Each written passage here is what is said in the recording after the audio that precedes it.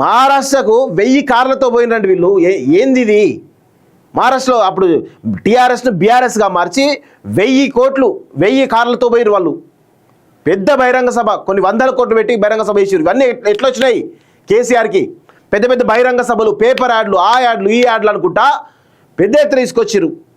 ఇవన్నీ ఎక్కడి నుంచి వచ్చినాయి? అంటే అవినీతి చేయలేదంటే నమ్మాలా? కేసీఆర్ చేయాలంటే కవిత, కేసీఆర్ బోలాశంకర్ అంటే మనందరం నమ్మాలా? కేసీఆరే అసలు అవినీతి పరుడు. కేసీఆర్ తర్వాత హరీష్ రావు అవినీతి పరుడు. అసలు కేసీఆర్నే కంప్లీట్గా బొక్కలేయాలి ఫస్ట్ ఆఫ్ ఆల్. నిన్న కవిత చేసినటువంటి ఆరోపణల మీద చాలా రకాల అనాలిసిస్లు మనం చేయాల్సిన అవసరం ఉంది. కవిత వ్యాఖ్యల వెనకాల చాలా రకాల కోణాలు ఉన్నాయి. ఆ కోణాలన్నింటినీ కూడా మీకు చాలా సంచలన విషయాలు కూడా ఈరోజు మీకు చెప్పబోతున్నాను. చాలా విషయాలు ఉన్నాయి. కవితను బీఆర్ఎస్ పార్టీ సస్పెండ్ చేస్తుందా? కవిత కంప్లీట్గా వేరే పార్టీ పెట్టబోతుందా? లేకపోతే కవిత కాంగ్రెస్లో ఏమైనా జాయిన్ అవుతుందా? అసలు హరీష్ రావుని ఎందుకు ఇందులో హరీష్ రావు పేరు తీయడం గల కారణాలేంటి? హరీష్ రావుని ఇంకా బీజేపీలోకి ఏమన్నా చేర్పించేటువంటి ఒక ప్రయత్నం పెద్ద ఎత్తున జరుగుతూ ఉందా రాజకీయాలలో? అసలు కేసీఆర్ కవిత వ్యాఖ్యలను ఏ విధంగా తీసుకోబోతున్నాడు? ఈ అంశాలు చాలా రకాలుగా మనం డిస్కస్ చేసుకోవాల్సిన అవసరం అయితే ఉంది. కల్వకుంట్ల కుటుంబం యొక్క రాజకీయం కంప్లీట్గా క్లోజ్ అవ్వబోతుందా తెలంగాణలో అనేటువంటి కోణంలో కూడా చాలా విషయాలు మనం మాట్లాడుకోవాల్సినటువంటి అవసరం అయితే ఉంది. సో దాని గురించి కొంచెం డీటెయిల్గా మనం మాట్లాడే ప్రయత్నం చేద్దాం. ముందుగా మా న్యూస్లో ఒక్కొక్క పాయింట్ నేను మీకు మెన్షన్ చేస్తూ చాలా విషయాలను కూడా లోతుగా విశ్లేషించేటువంటి ఒక ప్రయత్నం అయితే చేస్తా. హరీష్ రావు, సంతోష్ రావు అవినీతి అనకొండలు అంటూ నిన్న కవిత చేసినటువంటి వ్యాఖ్యలు ఇవి చాలా సంచలనం. కాళేశ్వరం ఎపిసోడ్లో ప్రధాన పాత్ర హరీష్ రావుదే. అందుకే ఆయన 2వ టర్మ్లో ఇరిగేషన్ మంత్రిగా కేసీఆర్ తొలగించారు. ఆ ఇద్దరి వల్లే కేసీఆర్కు అవినీతి మరక. వారిని కాపాడుతున్నది సీఎం రేవంత్ రెడ్డి. కాదంటే వాళ్ళ అవినీతిని బయట పెట్టాలి. ఆ ఇద్దరి వల్లే కేసీఆర్కు అవినీతి మరక. వారిని కాపాడుతున్నది సీఎం రేవంత్ రెడ్డి. అంటే హరీష్ రావుని అదేవిధంగా సంతోష్ రావును కాపాడుతున్నది రేవంత్ రెడ్డి అంటూ కూడా ఒక సంచలనమైన కామెంట్ చేయడం జరిగింది. కాదంటే వాళ్ళ అవినీతిని బయట పెట్టాలి. మా నాన్న పరిస్థితిని దగ్గరుండి చూశాను. నా పెళ్లికి డబ్బుల కోసము ఇబ్బంది పడ్డారు. డబ్బుపై ఆయనకు ఏనాడు ఆశ లేదు. అలాంటి వ్యక్తిపై సిబిఐ కేసా? నాపై దుష్ప్రచారం చేశారో తోలు తీస్తా అంటూ అటు హరీష్ రావుని అదేవిధంగా సంతోష్ రావుని తోలు తీస్తా, జాగ్రత్త, ఖబర్దార్ అనే కోణంలో ఆమె మాట్లాడింది. సో ఇక్కడ చాలా విషయాలు కూడా ఆమె చెప్తుంది. నా పెళ్ళికి డబ్బుల కోసం కూడా ఇబ్బంది పడ్డారు. ఎప్పుడు 2002 ఆ టైంలో ఈమెకు మ్యారేజ్ అయినట్టుంది కవిత గారికి. సో ఆ క్రమంలో పెళ్ళి కూడా ఇబ్బంది పడ్డారు అని చెప్పడం జరిగింది. సో ఆనాడేమో ఏమీ లేనటువంటి ఈ కుటుంబం ఈరోజు లక్షల కోట్లకు ఎదిగింది అనేది ఆమె చాలా స్పష్టంగా చెప్తున్నట్టు అర్థమైపోయింది. సో గతంలో కేసీఆర్కు ఎర్రవెల్లో ఫామ్ హౌసే లేదు. ఇప్పుడు 650 ఎకరాల్లో ఫామ్ హౌస్ ఎట్లొచ్చింది కేసీఆర్కి? సో ఇక్కడ చాలా విషయాలు కూడా ఆమె చెప్తున్నది. పరోక్షంగా కేసీఆర్ అవినీతి గురించి ఏమైనా చెప్తుందా? ఇక్కడ హరీష్ రావే అవినీతి చేసిండు కాబట్టి 2వ టర్మ్లో తీసుకోలేదు అన్నాడు. అంటే ఇక్కడ మరి ఆనాడే 2వ టర్మ్లో తీసుకోలేదు అంటే మళ్ళీ ఇంకో మంత్రి పదవి ఇచ్చింది కదా, ఆరోగ్య శాఖ మంత్రి. ఆర్థిక శాఖ మంత్రి ఇచ్చి తర్వాత మళ్ళీ ఈటలందరూ పోయిన తర్వాత ఆరోగ్య శాఖను కూడా ఆయన కటాచ్ చేశారు కదా. ఎందుకు మరి మంత్రి పదవి? అంటే కాళేశ్వరం ప్రాజెక్టులో అవినీతి చేసి ఉంటే మరి మిగతా దాంట్లో అవినీతి చేయడం ఎందుకు మరి అప్పుడు ఎందుకు మళ్ళీ 2 మంత్రి పదవులు ఇవ్వడం జరిగింది? అంటే 100% ఆమె చెప్తున్న కామెంట్స్ అవినీతి అవుతుందో పరోక్షంగా కాళేశ్వరంలో అవినీతి జరిగింది చాలా స్పష్టంగా చెప్తా ఉంది. ఇక తేల్చాల్సింది సిబిఐ తేల్చాలి. ఎట్లాగూ రేవంత్ రెడ్డికి తేల్చేటువంటి పరిస్థితిలో లేడు. ఆయన బురద అంటకుండా చేసేటువంటి ఒక న్యూట్రల్గా పెట్టిన పెంటంతా పెట్టేసి న్యూట్రల్గా ఉన్నాడు ఆయన.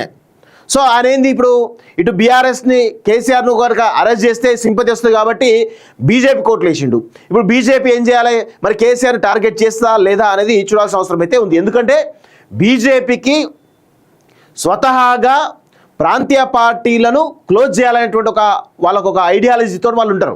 సో అందుకే దేశవ్యాప్తంగా ఉన్నటువంటి ప్రాంతీయ పార్టీలన్నింటినీ కూడా ఒక్కొక్క విధంగా వాళ్ళని అరెస్ట్ చేసి వాళ్ళ పార్టీలు మొత్తం కూడా చీలికలు తీసుకొచ్చే ప్రయత్నం చేయడంలో సఫలమైనరు. సో ఇప్పుడు కూడా రేవంత్ రెడ్డి ద్వారా మరి బీఆర్ఎస్ పార్టీని ఏ విధంగా చీల్స్తారో చూడాల్సిన అవసరం అయితే ఉంది. సో మరి కేసీఆర్ ఇచ్చేటువంటి నోట్లకు బీజేపీ లొంగుతుందా, లేకపోతే భారతీయ జనతా పార్టీ వీళ్ళపైన ఈ పార్టీని క్లోజ్ చేసే ప్రయత్నం చేస్తారా అనేది కూడా చూడాల్సిన అవసరం అయితే ఉంది. ఎందుకంటే లోకల్ ప్రాంతీయ పార్టీలను కనుక మట్టు పెడితే ఖచ్చితంగా రెండు జాతీయ పార్టీల మధ్య ఫైట్ ఉంటుంది. కాంగ్రెస్ను నిలువరించడం బీజేపీకి చాలా చిన్న విషయం. సో అందుకే బీజేపీ మరి బీఆర్ఎస్ పార్టీని క్లోజ్ చేసేటువంటి అవకాశం కూడా ఉండేటువంటి అవకాశాలు కూడా ఉన్నాయి. సో ఇక్కడ ఆమె కవిత గారు చాలా స్పష్టంగా చెప్తా ఉన్నారు. ఏం చెప్తా ఉన్నారు? కాళేశ్వరం ప్రాజెక్టులో స్కామ్ అయింది. అందులో ముఖ్యమంత్రిగా ఉన్నటువంటి కేసీఆర్ 10 సంవత్సరాలు, హరీష్ రావు, మెగా కృష్ణారెడ్డి వీళ్ళందరూ, సంతోష్ వీళ్ళందరూ కలిసి అవినీతి చేస్తూ ఉంటే చూస్తూ కూర్చుంటాడా? అడగడా? ఎందుకంటే మేనల్లుడే, ఆయనేమో సడ్డకుని కొడుకులు అంటాడే, ఇద్దరు పక్కనే ఉంటారు. మెగా కృష్ణారెడ్డి ఏమో ఇక ఫండింగ్ ఎట్లా ఇస్తారో మనందరికీ తెలుసు. మహారాష్ట్రకు 1000 కార్లతో పోయినరండి వీళ్ళు. ఏంది ఇది? మహారాష్ట్రలో అప్పుడు టీఆర్ఎస్ను బీఆర్ఎస్గా మార్చి 1000 కోట్లు 1000 కార్లతో పోయిరు వాళ్ళు. పెద్ద బహిరంగ సభ, కొన్ని 100 కోట్లు పెట్టి బహిరంగ సభ వేసారు. ఇవన్నీ ఎట్లా వచ్చినాయి కేసీఆర్కి? పెద్ద పెద్ద బహిరంగ సభలు, పేపర్ యాడ్లు, ఆ యాడ్లు ఈ యాడ్లు అనుకుంటా పెద్ద ఎత్తున తీసుకొచ్చారు. ఇవన్నీ ఎక్కడి నుంచి వచ్చినాయి? అంటే అవినీతి చేయలేదంటే నమ్మాలా? కేసీఆర్ చేయాలంటే కవిత, కేసీఆర్ బోలాశంకర్ అంటే మనందరం నమ్మాలా? కేసీఆరే అసలు అవినీతిపరుడు. కేసీఆర్ తర్వాత హరీష్ రావు అవినీతిపరుడు. అసలు కేసీఆర్నే కంప్లీట్గా బొక్కలేయాలి ఫస్ట్ ఆఫ్ ఆల్. ఇదంతా చాలా స్పష్టంగా గుర్తుపెట్టుకోవాల్సిన అంశం అయితే ఉంది మిత్రులారా. సో ఇక్కడ కాళేశ్వరం కేసును సీబీఐకి అప్పగిస్తూ ఏ క్షణమైన జియో, నేటి వరకు తదుపరి చర్యలు తీసుకోకుండా ప్రభుత్వాన్ని అడ్డుకోండి. హైకోర్టుకు కేసీఆర్ హరీష్ రావు విజ్ఞప్తి. ఎలాంటి ఉత్తర్వులు ఇవ్వని కోర్టు నేటి వివరణ ఇవ్వాలని ఆ ప్రభుత్వానికి ఆదేశం. కాంగ్రెస్ ఎమ్మెల్యేలకు మంత్రులకు అసెంబ్లీలో హరీష్ మాస్టర్ క్లాస్ అంటూ కేటీఆర్ ట్వీట్ చేసిన విషయం చూస్తా ఉన్నాం. సో బీఆర్ఎస్ ఎమ్మెల్సీ కవిత సంచలనమైన వ్యాఖ్యలు చేశారు. ఆ పార్టీ సీనియర్ నేత హరీష్ రావు, మాజీ ఎంపీ జోగినిపల్లి సంతోష్ కుమార్ అవినీతి అనకొండలు అని ఆరోపించారు. కేసీఆర్ నీళ్ల కోసం ఆలోచిస్తే వారు మాత్రం పెద్ద పెద్ద కాంట్రాక్టర్లతో కుమ్మక్కై ఆస్తులు పెంచుకునే ఆలోచన చేశారని అన్నారు. వారు చేసిన చిత్త పనుల వల్ల కేసీఆర్ అప్రతిష్ట పాలయ్యే పరిస్థితి వచ్చిందన్నారు. హరీష్ రావు, సంతోష్తో పాటు ఓ నిర్మాణ సంస్థ ప్రతినిధి ఎవరు? నిర్మాణ సంస్థ ఎవరు? మెగా కృష్ణారెడ్డి కారణంగా కాళేశ్వరం ఎపిసోడ్లో కేసీఆర్కి అవినీతి మరక అంటిందన్నారు. ఆమె డైరెక్ట్గా మెగా కృష్ణారెడ్డి పేరు చెప్పింది. మరి ఆంధ్రజ్యోతి ఎందుకు ఆయన పేరు రాయలే? మరి మెగా కృష్ణారెడ్డి ఆంధ్రజ్యోతికి ఏమైనా లింకులే కూడా తెలియాల్సిన అవసరం అయితే ఉంది. కేసీఆర్కు తెలంగాణ ధ్యాస తప్ప డబ్బుపై ఆశ లేదని అబ్బాబ్బాబ్బాబ్బా ఆయనపై సిబిఐ విచారణ చేపట్టే పరిస్థితి రావడం తనను వేదనకు గురి చేస్తుందని చెప్పారు. హరీష్ సంతోష్ తనపై ఎన్ని కుట్రలు చేసినా భరించారని, ఇకపై ఇష్టం వచ్చినట్లు ప్రచారం చేస్తే తోలు తీస్తారని హెచ్చరించారు. కాళేశ్వరంపై విచారణను సిబిఐకి అప్పగిస్తున్నట్టు ప్రభుత్వం ప్రకటించే నేపథ్యంలో కవిత సోమవారం తెలంగాణ జాగృతి కార్యాలయంలో మీడియా సమావేశంలో నిర్వహించారు. కవిత మాట్లాడుతూ హరీష్ రావు, సంతోష్ అవినీతి ఆనకొండలు, ఆ ఆనకొండల వల్ల కాళేశ్వరం ఎపిసోడ్లో కేసీఆర్కు మరకంటింది.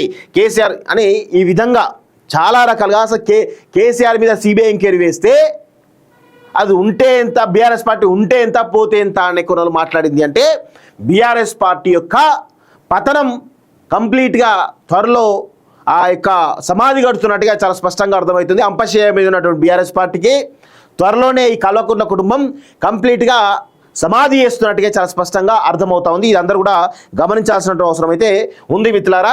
సో ఇక్కడ కవిత వెనకాల ఎవరున్నారు ఏంటి అనే కోణంలో మనం మాట్లాడితే అది కేసీఆర్ ఉన్నాడా లేకపోతే ఇంకెవరు ఉన్నారా అవన్నీ కూడా మనం మాట్లాడాల్సిన అవసరం అయితే ఉంది.